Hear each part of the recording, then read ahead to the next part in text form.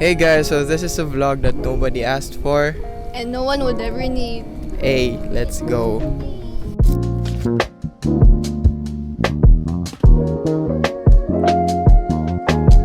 So we're here at UPD Laman para Photo walk.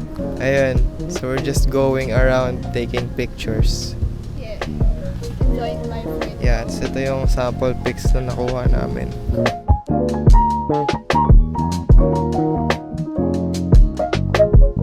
So basically, nandito lang talaga kami para mag-picture-picture at tumambay. And ngayon, tinatamad na kami kasi kakakain lang namin. Inaantok na kami sobra. Sleep.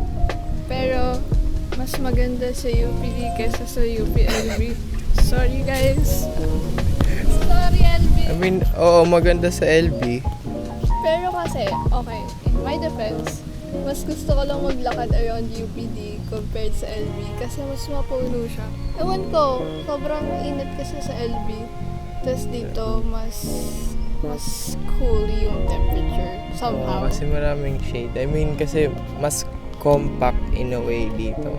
Hindi katulad sa LB na magkakalayo yung building.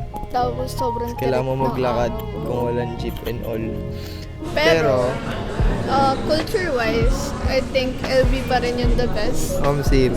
Kasi, bakit? Bakit for you?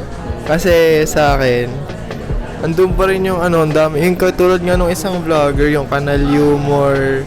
I mean, hindi naman sa pero mas down to earth nga.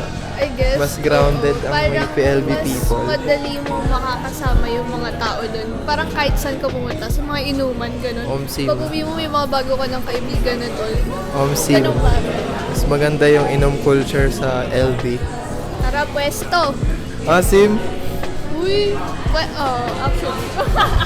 Pero yeah, culture-wise and the people, Pati yung inom culture. LB pa rin the best. So I guess, We love LB. We love you, UPLB. Kahit Same. nasabi ko kanina, mas maganda sa Diliman.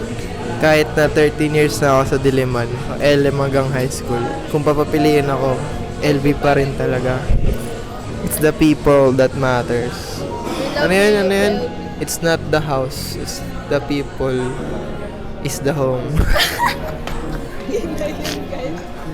Bye-bye. Bye-bye. So this is a vlog that nobody asked for. But no one would ever need. Yeah.